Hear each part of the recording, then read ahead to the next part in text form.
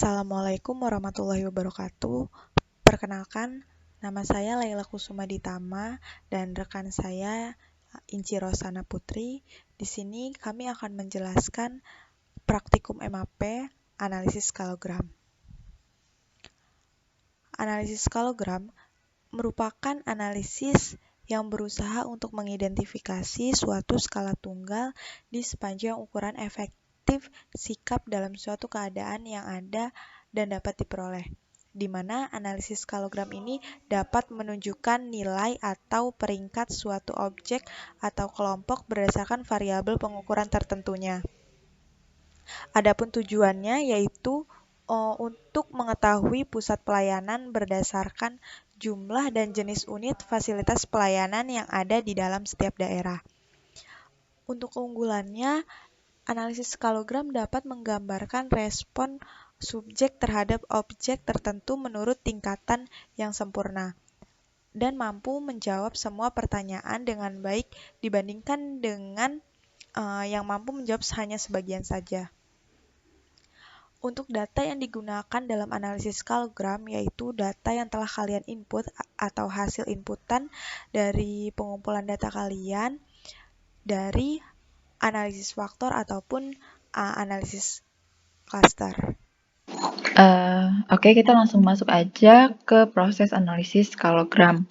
Nah, perlu sedikit catatan bahwa dalam analisis skalogram ini tidak hanya harus menggunakan data berskala Guttman. Nah, pada praktikum kali ini kalian memerlukan data yang kalian gunakan pada analisis pertama dan juga analisis kedua. Karena dalam analisis skalogram ini kita terlebih dahulu harus melakukan analisis faktor dan juga analisis cluster. Nah, di sini untuk analisis kami menghasilkan ada 3 jenis faktor dan nanti kalian sesuaikan saja dengan hasil analisis faktor kalian masing-masing, ada berapa jumlah faktornya. Karena di sini ada 3, kita langsung lihat aja di data view. Nah, di data view ini di akhir ada nilai faktor pertama, faktor kedua, dan faktor ketiga. Ini sesuai hasil analisis kalian masing-masing ya. Nah, nilai-nilai faktor ini yang udah kita temukan, faktor 1, faktor 2, dan faktor 3, ini saya masukkan ke kita input ke Excel. Nah, jadi berikut ini merupakan hasil inputan dari nilai faktor yang berasal dari SPSS atau analisis faktor yang telah kalian lakukan. Nah, ini untuk faktor 1, untuk faktor 2, dan untuk faktor 3. Dan juga jangan lupa untuk kabupaten atau lokasi yang sesuai dengan data kalian masing-masing untuk di-input berdasarkan nilai faktornya. Nah, setelah kita input nilai-nilai faktor ini yang udah kalian analisis sebelumnya, kita input, kemudian kita bagi berdasarkan klasternya masing-masing. Nah, untuk klaster ini juga berdasarkan hasil analisis klaster yang kalian lakukan pada pertemuan sebelumnya atau praktikum minggu lalu, praktikum analisis klaster. Nah, untuk analisis klaster yang asisten lakukan pada minggu lalu itu terdapat 5 klaster, yaitu klaster 1, klaster 2, dan klaster 3, klaster 4, klaster 5 dengan jumlah anggota seperti ini. Nah, dimana sih ini menentukannya itu untuk bagian kalau udah ada yang lupa, jadi menentukan anggotanya ini dan menentukan klaster ini berdasarkan nilai pada dendrogram. Ya, pasti udah dilakukan pada praktikum minggu lalu. Nah, terus setelah kita menginput anggota-anggota dari klaster ini, nih contohnya klaster 1 itu terdiri dari 4 kabupaten, klaster 2 ini terdiri dari 3 kabupaten ini, klaster 3 juga terdiri dari 3 kabupaten ini, teman klaster 4 dan klaster 5. Setelah itu kita input nih nilai faktornya, contohnya nih Lampung Barat. Kita input nilai faktor 1, faktor 2, dan faktor 3-nya. Untuk kaki kanan juga kita input nilai faktor 1, faktor 2, faktor 3-nya. Tulang bawang juga kita input nilai faktor 1, faktor 2, faktor 3-nya. Studi juga kita input nilai faktor 1, nilai faktor 2, dan nilai faktor 3, dan seterusnya sampai dengan Kota Bandar Lampung. Nah, setelah kita input nih nilai masing-masing faktor ini, kita cari rata-rata dari setiap faktor di klaster masing-masing. Contohnya nih, untuk mencari rata-rata dari faktor 1 pada klaster 1 nih. Ini mencari rata-rata dari faktor 2 pada klaster 1, dan ini rata-rata dari faktor 3 pada klaster 1. Berikutnya juga ini mencari rata-rata dari faktor 1 di klaster 2, cari rata-rata faktor 2 di klaster 2, dan di sini mencari rata-rata dari faktor 3 klaster 2, dan seterusnya hingga klaster terakhir disesuaikan dengan hasil klaster kalian masing-masing. Nah, setelah kita temukan rata-ratanya, kita input nilai rata-rata masing-masing faktor dari klaster ke dalam tabel berikut ini. Nah, contohnya untuk klaster 1 nih, rata-rata faktor 1, faktor 2, dan faktor 3-nya kita input ke sini. Rata-rata pada klaster 2, faktor 1, faktor 2, faktor 3-nya kita input. Untuk klaster 3, rata-rata faktor 1, faktor 2, faktor 3 kita input sampai klaster 5. Nah, setelah menentukan rata-rata atau menginput rata-rata dari tiap faktor di klaster tertentu, kita mencari nilai maksimal, minimal, range, interval, batas atas, dan juga batas bawah. Nah, contohnya nih. Contohnya pada saat mencari khusus untuk faktor 1. Ini kita terfokus pada nilai-nilai ini ya, berarti ya nilai-nilai yang ada di faktor 1 ini. Jadi untuk nilai maksimalnya, kita bisa mencari pakai rumus Excel. Nilai maksimal dari nilai di sini, atau sel di sini, khusus di F1 atau faktor 1, nilai minimal di faktor 1, dan untuk range ini rumusnya adalah nilai maksimal dikurangkan dengan nilai minimal. Dan untuk interval rumusnya adalah range dibagi dengan jumlah faktor kalian masing-masing. Nah, pada hasil praktikum yang asisten lakukan pada minggu lalu, itu kan dihasilkan 3 faktor. Sehingga nilai intervalnya adalah range dibagi 3 atau 2,54 dibagi 3. Dan untuk batas atas ini rumusnya adalah nilai maksimal dikurang dengan interval untuk batas atas, pakai maksimal. Sedangkan untuk batas bawah itu interval dikurang dengan nilai minimal.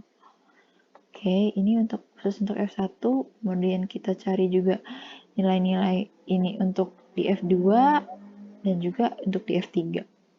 Nah, setelah kita mencari nilai maksimal, minimal, range, interval, batas atas, dan batas bawah di tiap-tiap faktor, kita kategorikan nilai-nilai ini di tiap-tiap faktor ini menjadi 3 kategori, yaitu tinggi, sedang, dan rendah. Di mana nilai tinggi ini yang nilai yang berada di antara batas atas hingga nilai maksimal, atau dia lebih tinggi dari batas atas tetapi lebih kecil atau sama dengan nilai maksimal. Sedangkan untuk kategori sedang ini dia berada di antara batas bawah dan sampai dengan batas atas, atau dia lebih tinggi dari batas bawah tetapi dia lebih kecil atau sama dengan dari batas atas. Sedangkan untuk nilai rendah itu kisaran nilai yang berada di antara nilai minimal hingga batas bawah, atau dia lebih tinggi dari nilai minimal tapi dia lebih rendah atau sama dengan dari batas bawah. Ini kita cari masing-masing faktor juga. Jadi ini kategori-kategori ini berdasarkan sel-sel ini, dan juga kategori yang pada kolom ini berdasarkan pada sel ini juga, kategori ini juga pada sel ini. Nah, setelah kita menentukan kategori-kategori ini, tinggi, sedang, rendah, kita langsung mengidentifikasi nih dari nilai-nilai pada tabel ini yang saya blok untuk diklasifikasikan apakah dia termasuk kategori tinggi, sedang, atau rendah. Nah, nih contohnya ini ada klaster 1 sampai 5. Di mana di klaster 1 pada faktor 1, nih klaster 1 pada faktor 1 yang bernilai min 0,48 ini berada di kategori mana sih? Nah, jika kita lihat, karena ini di F1, kita lihat di kategori ini nih, khusus untuk F1. Nah, min 0,48 ini berada di kategori mana nih? Nah, kita lihat di nilai sini bahwa min 0,48 ini termasuk kategori rendah. Kenapa? Karena dia kurang dari min 0,22, ya kan? Min 0,48 lebih rendah dari min 0,22, sehingga dia berada di kategori rendah. Jadi kita tulis ini R di sini. R itu rendah. Nah, selanjutnya nih, untuk klaster 2, F1 juga nih, bernilai dengan 0,13 atau 0,13. Karena dia berada di F1 juga, kita fokusnya juga di F1 lagi. Nah, 0,13 ini berada di kategori mana nih? Bisa kita lihat bahwa 0,13 itu berada di kategori sedang. Kenapa? Karena dia lebih tinggi dari min 0,22, tetapi dia lebih rendah dari 0,63, sehingga dia berada di kategori sedang, makanya nilainya S. Nah, contoh lagi, untuk klaster 1 pada F2. Nih, F2. Min 0,56. Nah, ini pada F2 ya, jadi kita terfokus pada kolom ini, atau sel ini nih. Karena dia dari F2.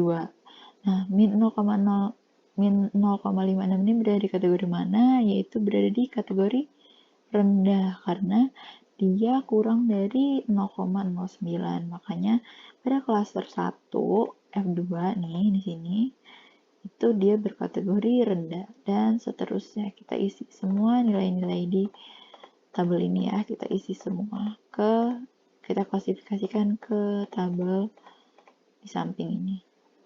Nah, setelah mengklasifikasikan nih,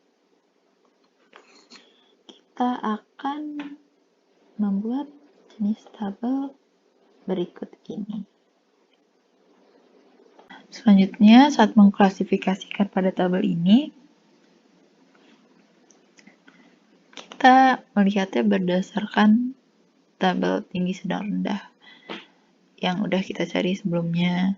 Contoh nih, pertama-tama kita bagi dulu menjadi 3 klasifikasi berdasarkan skor, tinggi, sedang, dan rendah, di mana untuk nilai tinggi ini mendapatkan poin 3, untuk sedang mendapatkan poin 2, dan untuk rendah mendapatkan poin 1. Nah, contoh nih, untuk klaster 1, nih ya, kita lihat di tabel ini, klaster 1 itu pada faktor 1 dia berkategorikan rendah. Oleh karena itu, kita akan memberi bintang klaster 1 pada faktor 1, yaitu rendah nilainya di sini. Sehingga kita beri bintang di sini. Karena dia berada di faktor 1 yang bernilai rendah. Kemudian untuk klaster 1 pada faktor 2, dia juga berkategorikan rendah. Makanya di sini. Klaster 1 pada faktor 2, dia berkategorikan rendah. Makanya kita beri bintang di sini. Dan selanjutnya untuk klaster 3 pada faktor 3 juga berkategorikan rendah.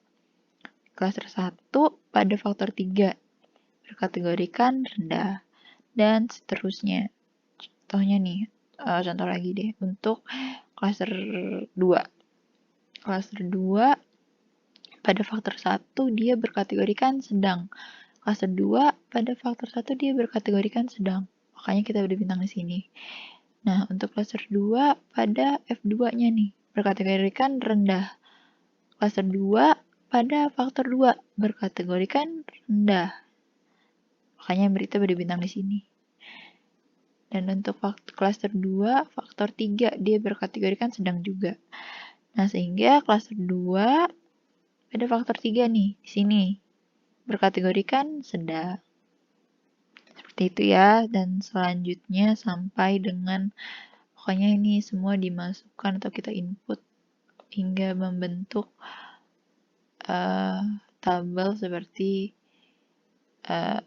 yang saya tandakan ini. Nah, selanjutnya dari bintang-bintang ini kita akan merangkapkan, deh, ini jangan dikuningin dulu. Nah, awalnya gini ya, belum ada warna-warna kuning itu.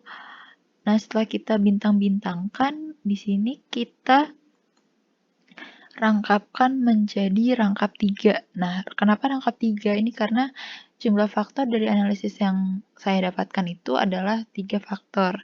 Nah, ini tergantung dengan faktor-faktor jumlah analisis faktor kalian masing-masing. Kalau misalnya analisis faktor kalian ada 5 faktor, ya berarti ada rangkap 5. Dan seterusnya, menyesuaikan jenis jumlah faktor. Nah, karena ini kita faktor 3, maka tentu akan membuat rangkap 3 pada masing-masing bintang ini. Nah, contohnya nih, masing-masing untuk klaster 1. Karena 3 bintang ini saling berdekatan, di sini saling berdekatan, sehingga kita blok ketiga bintang tersebut ya menjadi 3 rangkap, maaf.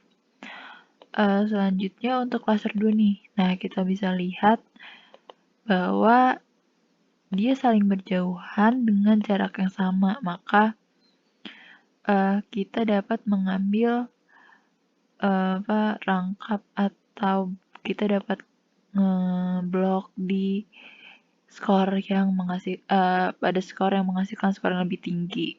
Nah, kalau misalnya kita bloknya dia ke sini, maka tentu akan banyak nilai yang lebih rendah karena ada 2 sel yang lebih rendah. Nah, sedangkan kalau kita blok ke sini, dia akan mendapatkan nilai yang lebih tinggi. Oleh karena itu, kita mengambil nilai yang lebih tinggi. Jadi kita blok yang warna ini ya, di sini.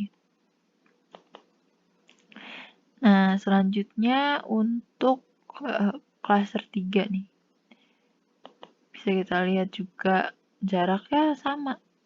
Saling berjauhan tetapi selisihnya sama. Oleh karena itu kita ambil nilai yang paling tinggi, yaitu ke kiri, cenderung ke kiri. Nah, untuk hal ini juga sama. Dia sangat berjauhan dengan jarak yang sama. Maka kita ambil nilai tengahnya di sini.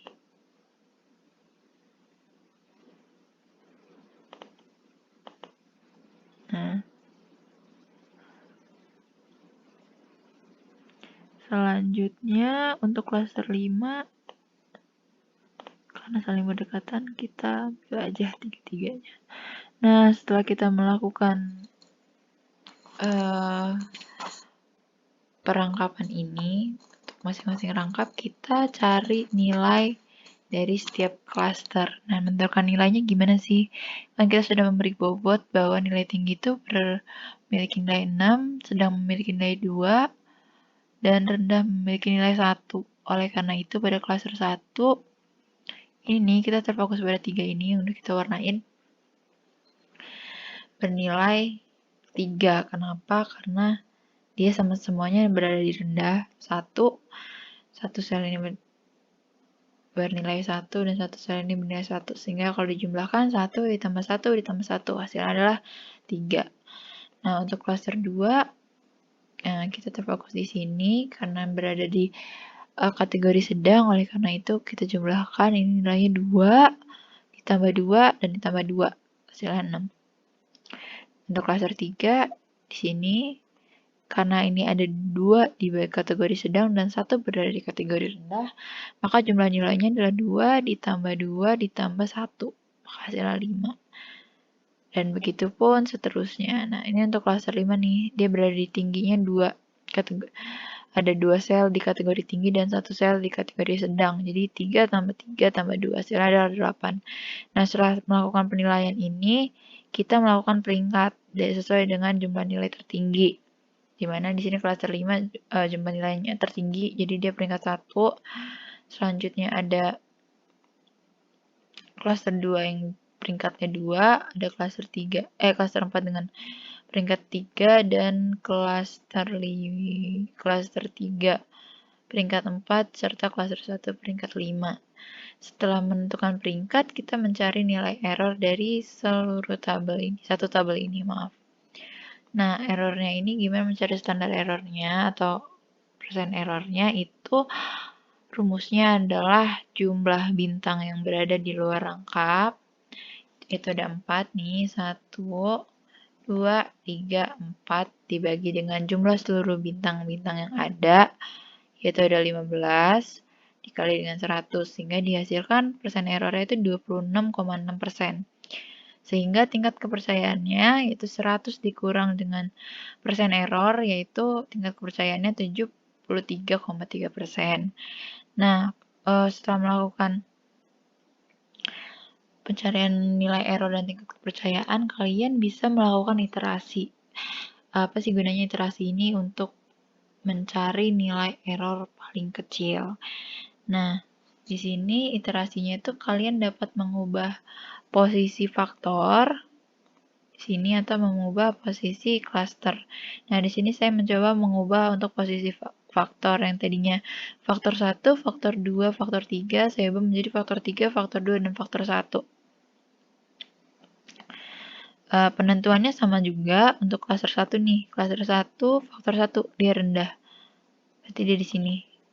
Klaster 1, faktor 1 berkategori rendah di sini. Berarti ya bintangnya klaster 1 pada faktor 2 dia juga berkategori rendah. Klaster 1, faktor 2 dia berkategori rendah, makanya bintangnya di sini. Dan untuk klaster 1, faktor 3 juga berkategori rendah. Klaster 1, faktor 3 berkategori rendah, makanya bintangnya di sini. Dan seterusnya sama aja caranya, identifikasinya. Dan setelah melakukan itu, kita melakukan perangkapan juga dengan bintang yang paling berdekatan jaraknya. Setelah itu kita melakukan penilaian juga sama seperti tadi dan menentukan peringkat. Nah, di sini kan ada perbedaan di mana sini faktor klaster 5 memiliki peringkat pertama dan klaster 4 di sini memiliki peringkat 2. Dan peringkat 3-nya itu klaster 2, peringkat 4-nya klaster 3, dan peringkat 5-nya adalah klaster 1. Setelah menentukan peringkat, sama juga kita menentukan persen error. Di sini hasil errornya sama seperti sebelumnya, yaitu 26,6% dengan tingkat kepercayaan 73,3%. Nah, kalian melakukan iterasi itu sampai nilai error paling kecil. Nah, ketika nilai error kalian sudah tidak bisa berubah lagi menjadi lebih kecil, maka kalian dapat berhenti melakukan iterasi. Nah, udah nih. Segini aja sebenarnya analisis skalogram. Kalian bisa input seluruh tabel ini ya yang udah kita lakukan tahap demi tahap ke dalam laporan kalian masing-masing atau lembar kerja masing-masing, dan jangan lupa untuk memberikan kesimpulan. Contohnya nih, misalnya seperti berdasarkan data yang saya buat atau yang asisten telah lakukan, contohnya adalah penentuan ini subpusat pelayanan. Di sini kita menentukan subpusat pelayanan menggunakan analisis skalogram. Dilihat dari peringkatnya. Nah, dari peringkatnya nih, misal klaster 5 kan mendapat peringkat pertama. Oleh karena itu, klaster 5 itu paling cocok untuk dijadikan subpusat pelayanan karena dia mendapat peringkat paling tinggi. Atau sama saja dengan klaster 5 itu adalah Kota Bandar Lampung, atau sama aja Kota Bandar Lampung. Berdasarkan analisis skalogram, Kota Bandar Lampung itu paling cocok untuk dijadikan pusat pelayanan di Provinsi Lampung. Seperti itu ya, atau sesuaikan pada data masing-masing. Oke, mungkin segitu aja dari analisis skalogram. Terima kasih, semoga lancar dalam mengerjakannya. Wassalamualaikum warahmatullahi wabarakatuh.